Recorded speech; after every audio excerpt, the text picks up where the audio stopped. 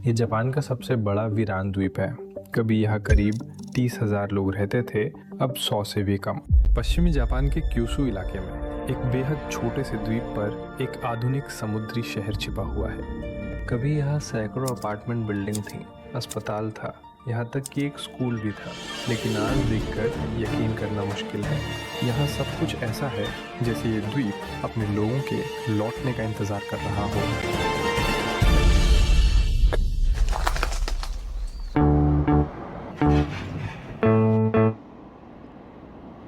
ये इकेशिमा जाने वाली फेरी का टिकट है। ओके, हम अब चढ़ गए हैं। नीचे बहुत शोर है। मैं सच में जानना चाहता हूँ, कभी इस द्वीप पर रहने वाले 10,000 लोग गए कहाँ, और आज ये उजरा हुआ द्वीप आखिर कैसा है। शुरू करने से पहले वीडियो लाइक करना और चैनल फॉलो करना मत भूलिए। स्वागत है इस एपिसोड की मंजिल पर, इकेशिमा। पूरी गाड़ी में सिर्फ मैं हूँ। काफ़ी अजीब लग रहा है। आधी रात है और ऐसा लगा जैसे ये बस मेरा ही इंतज़ार कर रही थी। मैं चढ़ा, दरवाज़ा बंद हुआ और ये सीधे चल दी। लगता है किसी और का इंतज़ार करने का कोई इरादा ही नहीं था। और आप देखेंगे यहाँ इमारतें तो बहुत सारी हैं, लेकिन खिड़कियों से झांको तो एक भी इंसान नज़र नहीं आता। ऐसी ही जगह पर मैं अगले 24 घंटे बिताऊँगा और रात भी यहीं गुजारूँगा।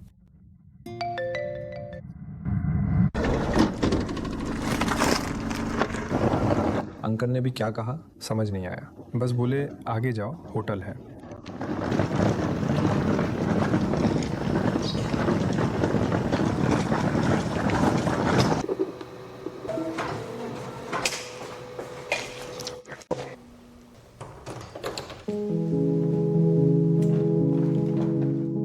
ओके, चलिए जल्दी से इस कमरे का रूम टूर देखते हैं। ये दरवाज़ा है, अंदर आते ही पूरा कमरा यही है। यहाँ असल में जापानी स्टाइल की तातामी है, एक फ्रिज है, पंखा है, बेसिक रज़ाई गद्दा, टूथब्रश और यहाँ अलमारी है। फ्रंट डेस्क से पता चला कि आज मेरे अलावा यहाँ कोई भी मेहमान रुकने वाला नहीं है। एक बहुत ज़रूरी बात, यहाँ बल्कि पूरे द्वीप पर खाने पीने की कोई चीज़ नहीं मिलती। न रेस्टोरेंट है, न कोई छोटी दुकान, बड़ी दुकान तो दूर की बात। जो भी चाहिए फेरी पर चढ़ने से पहले खरीद कर साथ लाना पड़ता है।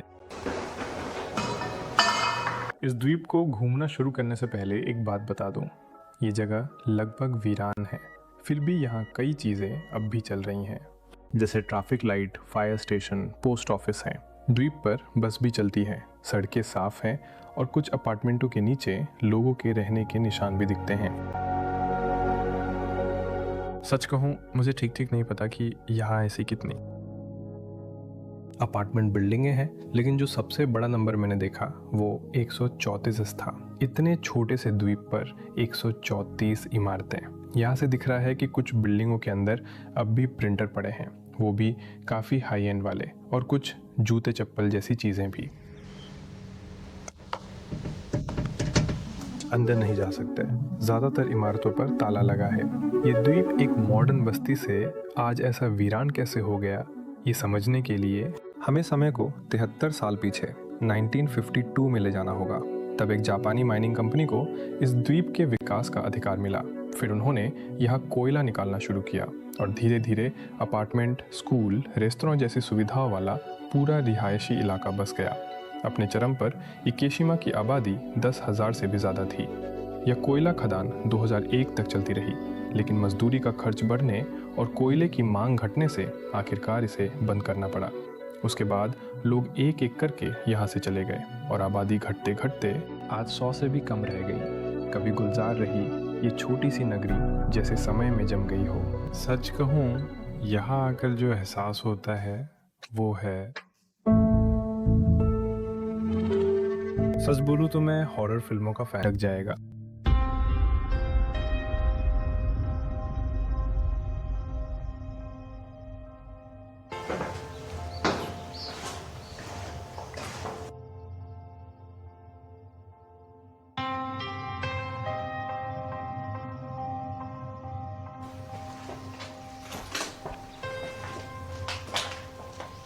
आप में से कौन मेरी तरह the last of us season 2 देख रहा है? सच कहूँ, इस सीरीज़ को देखकर मेरे अंदर सच में बड़ा मन हुआ कि ऐसी किसी छोड़ी हुई वीरान आइलैंड पर आकर देखूं। इकेशमा के कुछ सीन सच में वैसे ही लगते हैं जैसे मैं अभी उसमें देख रहा हूँ। बदले वाले, सियाटल वाले सीन। बस यहाँ टैंक, तोपे ऐसी चीज़ें नहीं हैं। बाकी ये बिल्डिंग्स, पौधों में डूबी हुई ये इमारतें सच में सीरीज़ जैसी ही लगती हैं। खासकर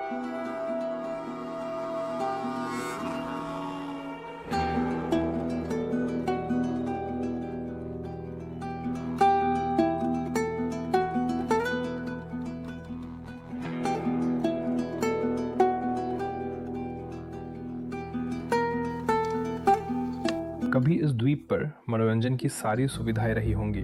पचिंको जैसा जुआ भी था।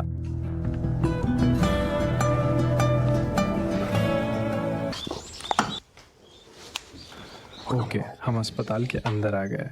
अब बस दुआ है ये दरवाज़ा खुल जाए।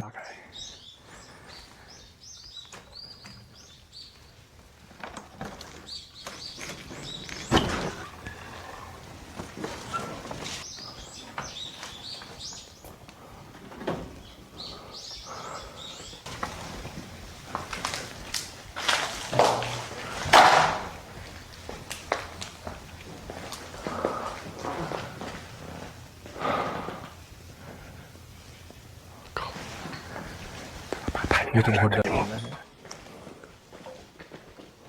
ये वाला कमरा मुझे सबसे नापसंद है। यहाँ रोशनी थोड़ी ज़्यादा है तो घूमते हुए उतना डर नहीं लग रहा। अभी मैंने कहा ही था ठीक है, और अचानक ये चीज़ दिख गई। सच में मुझे ऐसी छिपी हुई चीज़ें या कोई भी चीज़ जो इंसान जैसी लगे बिल्कुल पसंद नहीं है।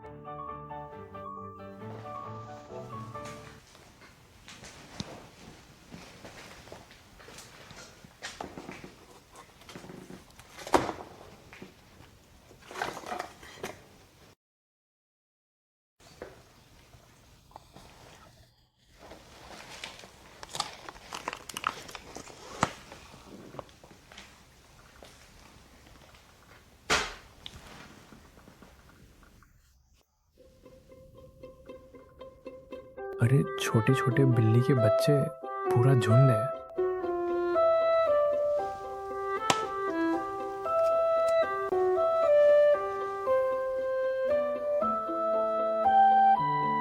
नया जंगल।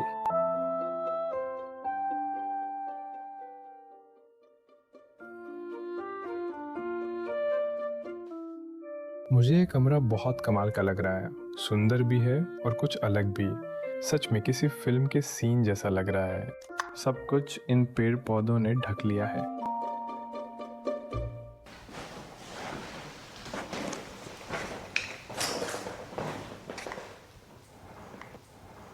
सच कहूँ तो मेरा बिल्कुल मन नहीं है फिर से पहली मंजिल पर जाने का, लेकिन कोई चारा नहीं, बाहर निकलने का रास्ता वहीं है।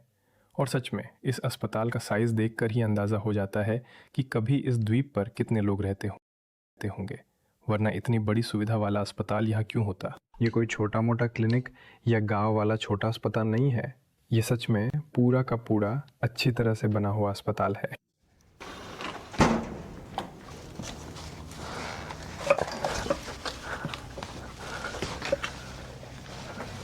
तो पूरे दिन घूमने के बाद मुझे एक बात समझ आई।